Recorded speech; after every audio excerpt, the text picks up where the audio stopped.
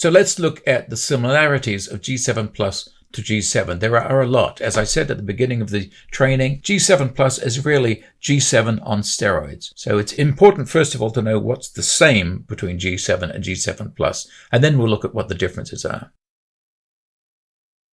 So what is similar is, of course, the G7 fundamental principle of gray management and achieving standardized gray balance and tonality with curves alone without color management. And remember, these curves can be created and then imported as lookup tables, device link profiles, or calculated internally or directly by the printing system. We really don't care. But the concept of getting gray balance and tonality just using curves is the core fundamental principle of G7 and G7 Plus.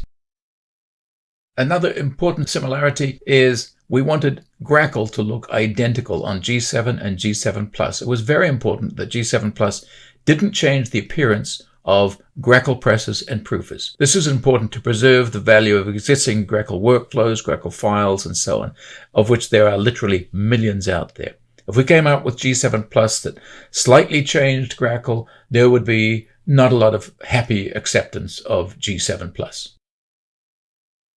Now, what else is the same for G7 and G7 Plus? Exactly the same gray balance triplets. There was no need to change these, so the definition of gray in CMY terms is identical. 50-40-40, 25-19-19, and so on. This was not needed to be changed, so we didn't change it. G7 Plus uses the same targets as G7. It's compatible with the legacy P2P51, the IT8.7/5, and also the new P2P 75 Plus, which is designed to give slightly improved results with G7 Plus calibration and verification. G7 and G7 Plus share the same photographic principles. Core concept of G7 and G7 Plus is that printing is photography. G7 and G7 Plus control the two most important visual characteristics of good color printing and good color photography: tonality and gray balance. What else is the same is, of course, shared neutral appearance, which is the core advantage of G7 and G7 Plus.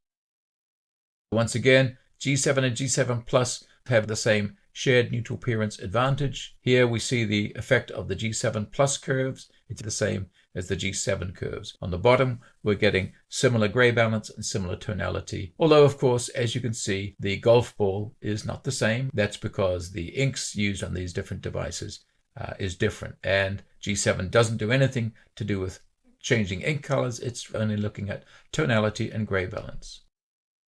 And controlling grays improves colors too, as we saw earlier. In the digital example in the top left, it's very pink. Inkjet is very green. Offset is very dark. And G7 Plus controls gray balance and improves colors just the way G7 does. And you can see on the top left, we have the digital, and the top middle, we have inkjet. Top right, we have offset. Once again, G7 Plus calibration produces just the same benefits as G7, where we now have very pleasing results on the bottom. They may not be exactly the same, but each one of these results on the bottom is pleasing when viewed on its own with no particular reference, without color management. And most importantly, G7 and G7 Plus share the same key advantages over traditional TVI calibration. Same principles for all technologies, all inks, all substrates, and so on. Reduced make-ready time and materials. Consistent gray balance and tonality on all devices, regardless of the inks or substrate. Gray balance is relative to substrate color, which is very important when you're printing on substrates that are not particularly neutral. And this ultimately leads to easier repurposing. You could take a file made for one printing process, move it to another one. It could be the same technology or even a different technology. And you've got a good chance that that file will look nice or possibly quite accurate without additional color management or additional editing. And this ultimately leads to the need for fewer custom profiles.